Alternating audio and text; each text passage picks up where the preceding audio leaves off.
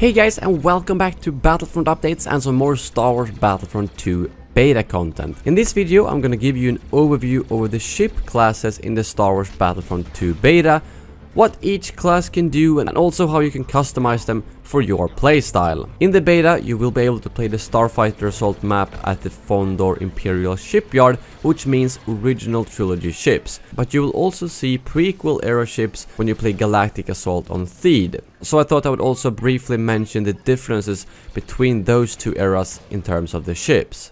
The three Starfighter classes available in Battlefront 2 is the Fighter class, the Bomber class, and the Interceptor class. The Fighter class is this sort of all-around class that is very good to start off if you're new to the game and don't really know what you want to do in space or in the air and you just want to test out flying. For the original trilogy battle we have the X-Wings and the TIE Fighters, and for the prequel era specifically on Theed we have the Naboo Starfighter and the Vulture Droid. Although all the ships within the same class are fairly similar, there are some differences in terms of the weaponry, such as the X-Wing has the weapon overcharge instead of the TIE Fighter that has a laser barrage. So if you are swapping around the same class but through different eras or different factions, have a look at the abilities before you go into battle. And when you've mastered the Fighter class, you might want to jump onto some more specific classes, which is the Bomber and Interceptor class. The Bomber class is a lot slower and not as maneuverable as the Fighter, however it does pack a lot of punch, especially against objectives,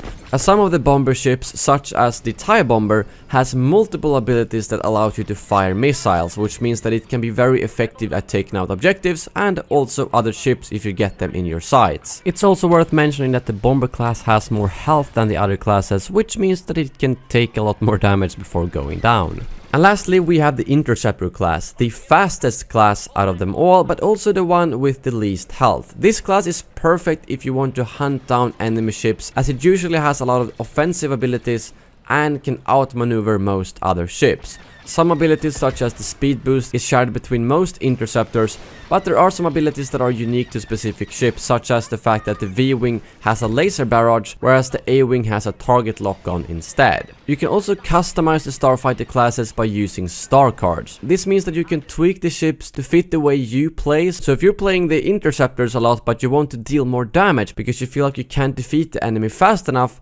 well, then there's star cards for that. But you might also want to be a little bit more defensive with the Bomber, for instance. Then you can equip a star card that increases your total health. So you have a lot of options when you're customizing the classes, but keep in mind that although the Starfighters do have some different abilities, the star cards are specific for a class. So if you do select a star card for the Interceptor class, that will be between all the eras. But that brings this Starfighter class and customization overview to an end. I hope you enjoyed the video. Thank you very much for watching, and as always, may the Force be with you.